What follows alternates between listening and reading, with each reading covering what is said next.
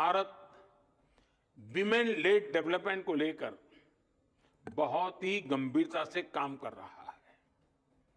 G20 presidency के दौरान भी हमने अपने इस कमिटमेंट को आगे बढ़ाया। टेक्नोलॉजी सेक्टर को इंक्लूसिव बनाना, टेक्नोलॉजी प्लेटफॉर्म से महिलाओं को एम्पावर करना, भारत इस लक्ष्य को लेकर चल रहा है।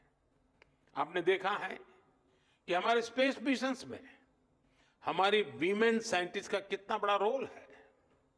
हमारे स्टार्टअप में विमेन को फाउंडर की संख्या लगातार बढ़ रही है।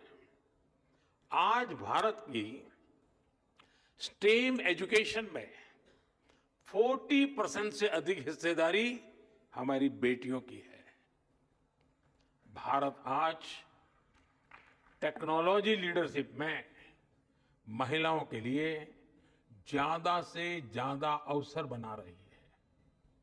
आपने सरकार के नमो ड्रोन दीदी कार्यक्रम के बारे में जरूर सुना होगा। ये खेती में ड्रोन क्रांति को बढ़ावा देने वाला कार्यक्रम है।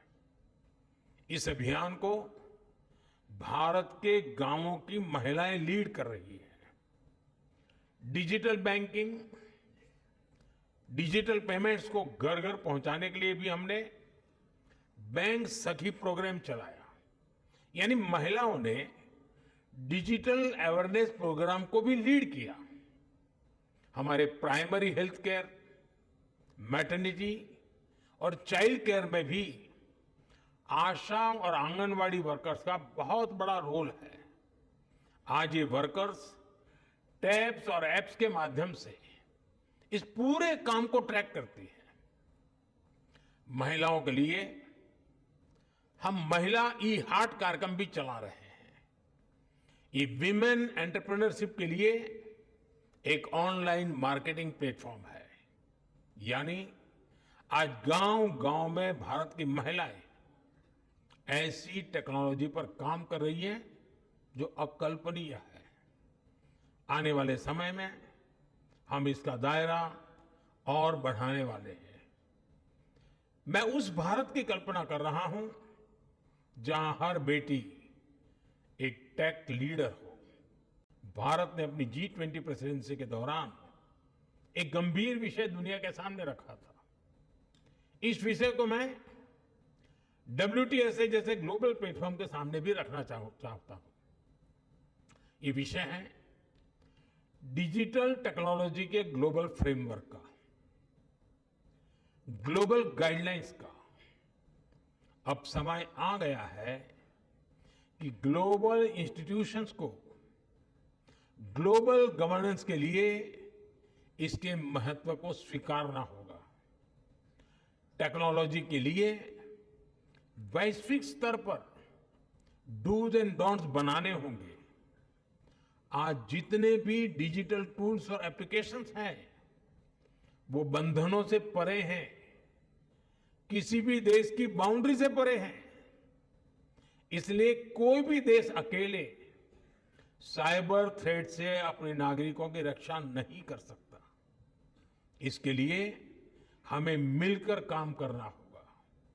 ग्लोबल संस्थाओं को आगे बढ़कर जिम्मेदारी उठानी होगी। हम जानते हैं, हमारा अनुभव, जैसे हमने एविएशन सेक्टर के लिए एक ग्लोबल रूल्स एंड रेगुलेशन का फ्रेमवर्क बनाया है, वैसे ही फ्रेमवर्क की जरूरत डिजिटल वर्ल्ड को भी है। और इसके लिए WTSA को और अधिक सक्रियता से काम करना होगा। मैं WTSA से जुड़े हर सदस्य को से कहूंगा कि वो इस दिशा में सोचें कि कैसे टेलीकम्युनिकेशन को सभी के लिए सेफ बनाया जाए। इस इंटरकनेक्टेड दुनिया में सिक्योरिटी किसी भी तरह से आफ्टर थॉट नहीं हो सकती। भारत के डेटा प्रोटेक्शन एक्ट और नेशनल साइबर सिक्योरिटी स्ट्रेटेजी एक सेफ डिजिटल इकोसिस्टम बनाने के प्रति हमारे कमिटमेंट को दिखाते हैं। मैं इस असेंबली के सदस्यों से कहूंगा, आप ऐसे स्टैंडर्ड्स बनाएं जो इंक्लूसिव हो, सिक्योर हो और भविष्य के हर चैलेंज के लिए एडेप्टेबल हो। आप एथिकल एआई और डेटा प्राइवेसी के ऐसे ग्लोबल स्टैंडर्ड्स बनाएं जो अलग अलग देशों की डाइवर्सिटी का भी सम्मान करे।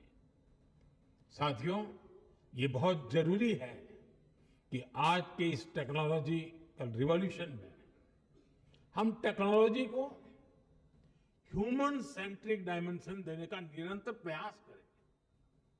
हम पर ये जिम्मेदारी है कि ये रिवॉल्यूशन रिस्पॉन्सिबल और सस्टेनेबल हो। आज हम जो भी स्टैंडर्ड सेट करेंगे उससे हमारे भविष्य की दिशा तय होगी। इसलिए सिक्योरिटी, डिग्निटी और इक्विटी के प्रिंसिपल्स हमारी चर्चा के केंद्र में होने चाहिए। हमारा मकसद होना चाहिए कि कोई देश, कोई रीजन और कोई कम्युनिटी इस डिजिटल युग में पीछे न रह जाए। हमें सुनिश्चित करना होगा हमारा भविष्य टेक्निकली स्ट्रांग भी हो और एथिकली साउंड भी हो। हमारे भविष्य में इनोवेशन भी हो, इंक्लूजन भी हो